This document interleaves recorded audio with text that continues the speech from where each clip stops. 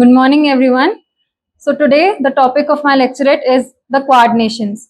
The Quad Nations was in the talks for a long time. The first time the talks were started was by the Japanese Prime Minister Shinzo Abe. He initiated the program in 2007, but the final establishment of the association, it took 10 years till 2017. By 2017, four member countries became part of this dialogue, the Quadrilateral Security Dialogue. India, US, Japan, and Australia are the four members of the Quad Nations. They are also known as the Quad Nations. The Quad Nations were established to strengthen the security, the maritime security of the Indo-Pacific region of these four countries. Now, the members of these four countries discuss political, diplomatic, and other objectives while they come together for the dialogues of these of this organization. They mutually benefit from this, and they also provide help and support to one another in different sectors. So, firstly, let us see what India and US have established after since the Quad was established. India-US relationships have always been good. They have always been on good terms, but they have improved since the Quad was established. India has always welcomed the American investment in its country. Recently, when we found semiconductors in our country, ever since that, India has been on the verge to develop a semiconducting industry in its own nation. These semiconductors are used for electronic devices production, like smartphones and other devices. So India is requesting US to invest for the semiconducting industry so as that industry blooms in India. Apart from that, India is also looking forward to maintain cordial relationships with USA because seeing the current political scenario of USA, the US is becoming more reluctant day by day to invite Indian immigrants to in its country to study and work there because their workforce has now become more than 40% of them are Indians. So they are very much concerned for their own citizens. So that's why US is becoming reluctant to invite immigrants. That is why it is very much important for India to establish good relations with USA so that it allows the Indian students to go there for higher studies and for better job opportunities. Apart from that, India and US are also part of the I2U2 treaty, which is India, Israel, UAE, and USA, of which the USA is the monitoring body. And USA and India have become have made cordial relations, but even when there were little bumps in their relation, like when India did not stop its exports from Russia, US did place sanction on it, but their relationship was not much disturbed, and hence the leaders of both of these countries, they want to continue these relations to counter the Chinese attacks that on the Indo-Pacific region.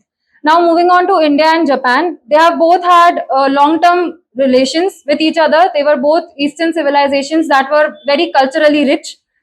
India and Japan have cultural similarities. Japan, as we know, is becoming the oldest country in the world, which means their population is on a continuous decline.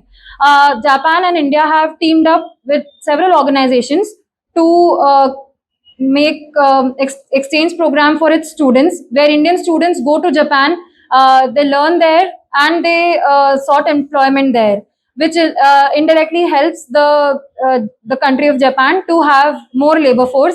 And in exchange, Japan provides us with its meticulous technology. Moving on to India and Australia. India and Australia have had cordial relations, but it was Australia that was reluctant to join the Quad because the Quad countered China and its military expansions. China had threatened Australia to remove its trade from Australia, which was very much beneficial to Australia, which is why Australia did not uh, willingly join the Quad when it was first proposed.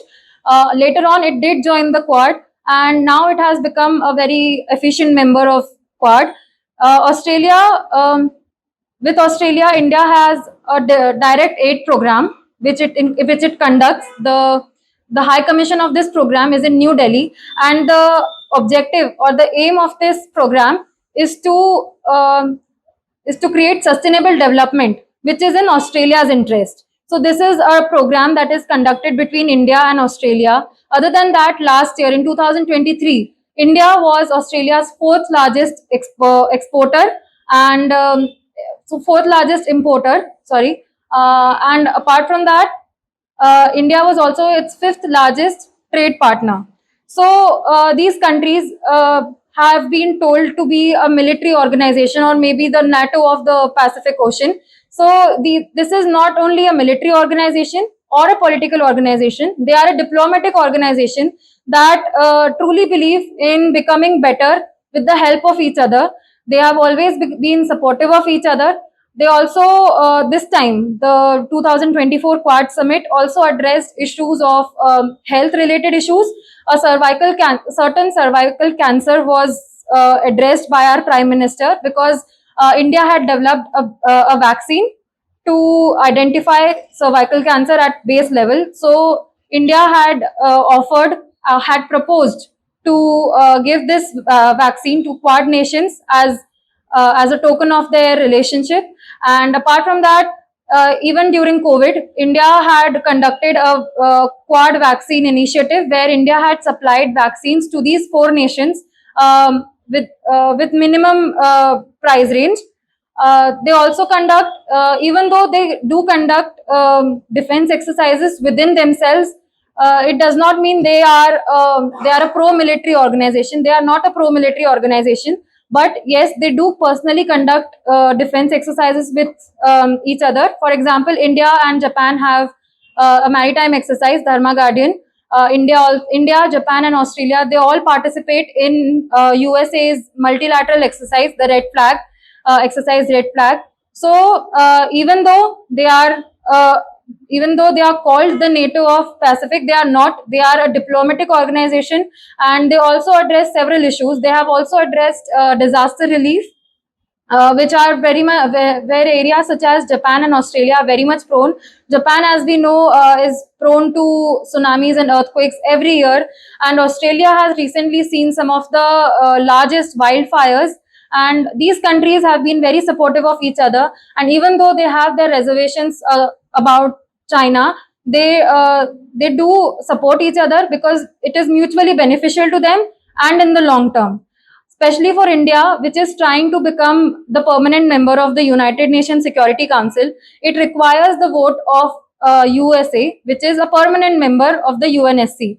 For India to become a permanent member in UNSC, it will need the support of the majority of the permanent members. Once India becomes the permanent member of United Nations Security Council, it will have a say on the steps that it takes to counter terrorism in our country. Right now, whatever steps we take are often questioned at a global level. Once we become the permanent member of UNSC, it will become easier for us to mitigate the acts of terrorism, and we will not have people questioning our accountability. We will also have a sense of responsibility, authority, and accountability, which will make India stand apart from the other countries in the world, and it will help India to attract more and more investments and fundings from other nations to strengthen our development. Right now, India needs to focus on maintaining good relations with its neighbors, because with its neighbors and other countries as well, because right now India is surrounded by China and Pakistan and Bangladesh, with on its three borders, all of which are not beneficial to us.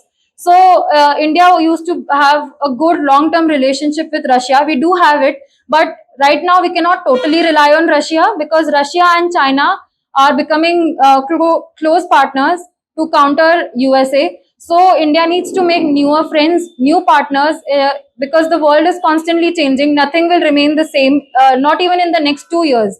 As we saw, continuous wars were started around the world: Ukraine, Russia, Israel, Palestine. So the world is continuously changing, and we will need to change our external affair strategies. Uh, Organizations such as Quad, UNSC, these are some of the organizations that will help us strengthen ourselves and not get into quarrels with other countries. It will be beneficial to us right now and in the long run. So we cannot we cannot stick with our old friends or old partners such as Russia and US. We need them, yes, but we also need newer partnerships to expand our horizons and become better day by day. Thank you.